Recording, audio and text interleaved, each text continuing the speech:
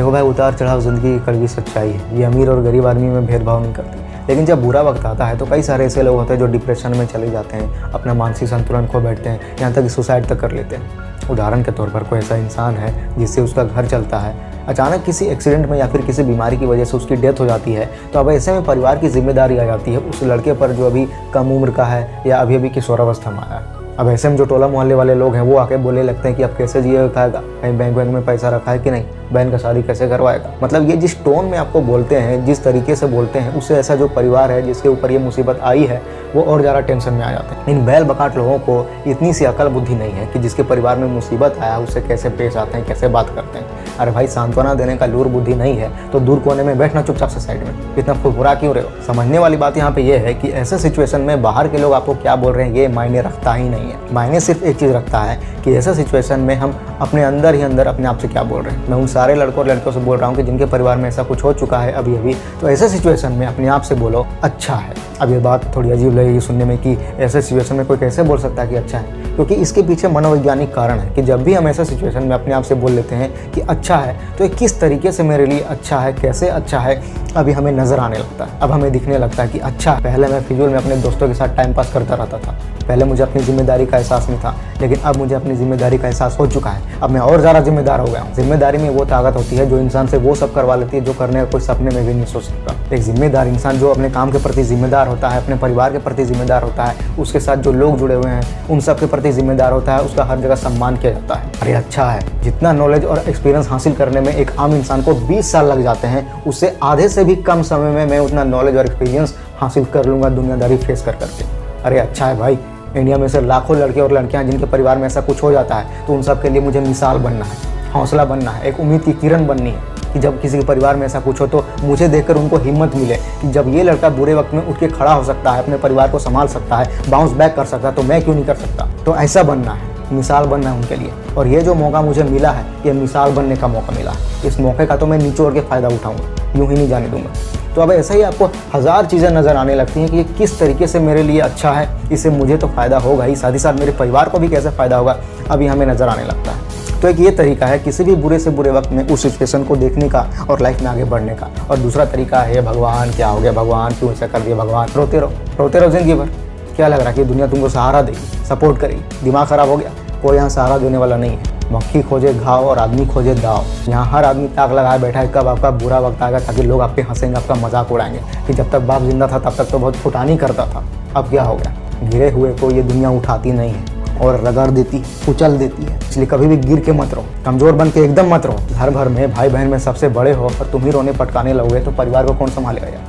सबसे पहले मुझे अभी ये देखना है कि अभी मेरे घर में सिचुएशन क्या है, तो सबसे पहले मुझे अपने घर की आर्थिक स्थिति ठीक करनी है, जिसके लिए मुझे कुछ काम करना पड़ेगा जो मेरी पर्सनालिटी से रिलेट करता हो, या फिर कोई भी ऐसा काम जिससे मेरी घर की आर्थिक स्थिति एक बार ठीक हो जाए, उसके बाद करूँगा लाइफ में कुछ बड़ा। तो ये सारी चीज़ें कब सोच पाओगे, जब ऐसे सिचुएशन में अपने आप से बोल लोगे अच्छा है। अब आपका दिमाग खुलने लगेगा और आगे बढ़ने के रास्ते नजर आने लगेंगे। मेरी ज़िंदगी में बुरा वक्त आया तभी तो मुझे समझ में आया कि कौन सच में मेरे साथ है और कौन सिर्फ आस्तीन का सांप है। इससे पहले तो सब मीठा मीठा बोली बोल रहे थे कि कभी भी बुला लेना दोस्त, तेरे लिए जान दे देंगे, ऐसे वैसे फलना ढकना। अब क्या हो गया, अब ना मुझे समझ में आया कि बुरा वक्त आने पर कोई पूछने वाला नहीं है, सब मतलब ही है यहाँ। अब मेरा भ्रम टूट चुका है, अब मेरी आंखें खुल चुकी हैं, दुनियादारी समझने लगा हूँ, रियलिटी को समझने लगा हूँ, इंसानों को समझने लगा हूँ। और ये सारी चीज़ें मुझे मदद करेगी लाइफ में कुछ बड़ा गोल हासिल करने में। तो ये सब कब हो पाए, जब मेरी ज़िंदगी में बुरा वक्त आया तब ना। तो क्या ये अच्छा नहीं है? अरे अच्छा है, बहुत अच्छा है। बुरे वक्त से डरते क्यों? ये आता ही है आपको साधारण से असाधारण बनाने के लिए। किसी भी सक्सेसफुल इंसान की बायोग्राफी उठा के देख लो, कोई भी ऐसा नहीं मिलेगा जो बुरे दौर से ना गुजरा हो। तो अगर आपके साथ भी ऐसा कुछ हो रहा है तो ये आपके लिए अच्छा मैसेज है, लेकिन इस बात को कम लोग ही समझ पाते हैं और वही लाइफ में आगे चल के फाड़ देते हैं। बुरा वक्त आता ही है आपको चूहे से शेर बनाने के लिए, आपको फौलाद बनाने के लिए।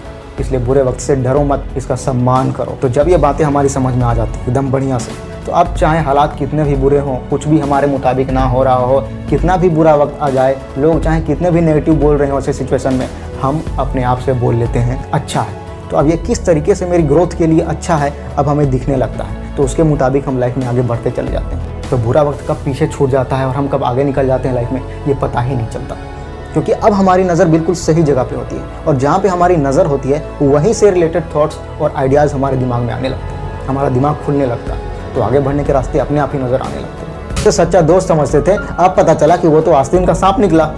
जब मेरे साथ में होता है तो बहुत मीठा मीठा बोली बोलता है, लेकिन मेरे पीठ पीछे मेरे बारे में तो खराब बोलता ही है, मेरे परिवार के बारे में भी खराब बोलता है। या फिर किसी लड़की से बहुत प्यार किया और ये समझते रहे कि वो लड़की भी मुझसे प्यार करती है, लेकिन एक टाइम के बाद मुझे ये पता चला कि वो लड़की तो इतने सालों से मुझे चरा रही थी सिर्फ। या फिर आपके रिश्ते में ही कोई ऐसा इंसान हो जिसने आपके साथ कुछ ऐसा कर दिया हो जो आपने कभी कल्पना भी ना की हो। जाहिर सी बात है, दिल में बहुत चोट लगती है, बहुत दुख होता है।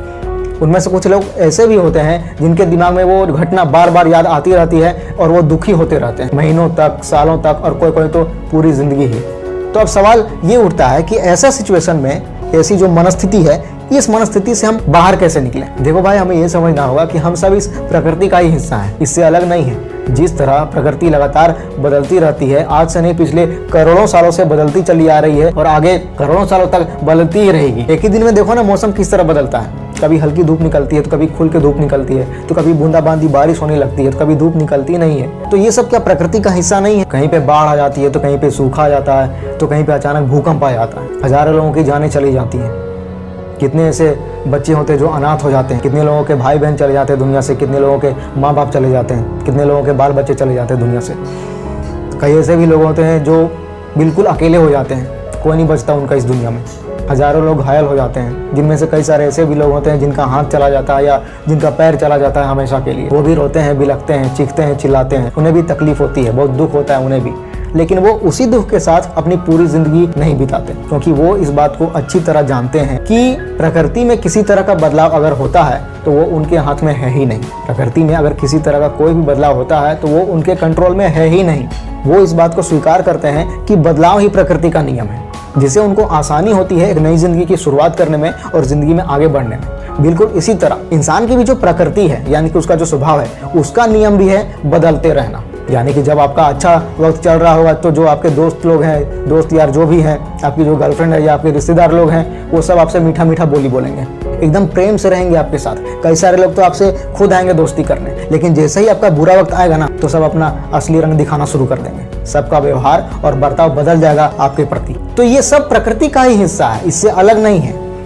तो जहां पे भी बात होती है इस पूरी पृथ्वी की प्रकृति की या फिर किसी इंसान की प्रकृति की, प्रकृति का नियम ही है बदलते रहना। ठीक है, ये करोड़ों सालों से बदलती चली आ रही है और आगे भी करोड़ों सालों तक ये बदलती ही रहेगी। ये हमेशा एक समान रूप से कायम रह ही नहीं सकती।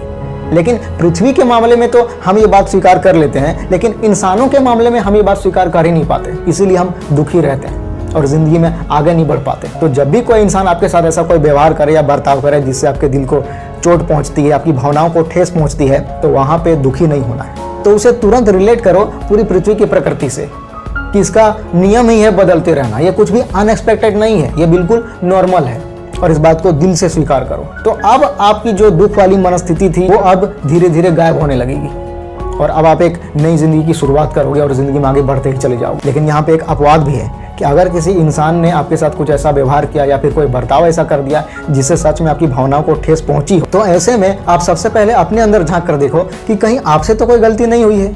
अगर सच में आपसे कोई गलती हुई है तो उसमें सुधार लाओ, और अगर नहीं हुई है तो यही प्रकृति का नियम है भाई। इसे स्वीकार करो और जिंदगी में आगे बढ़ो। फैला दो पूरा। वीडियो अच्छी लगे तो लाइक करो, कमेंट करो और चैनल को सब्सक्राइब करके बेल आइकन जरूर दबा लेना। मिलते हैं अगले वीडियो में। Wish you all the very best.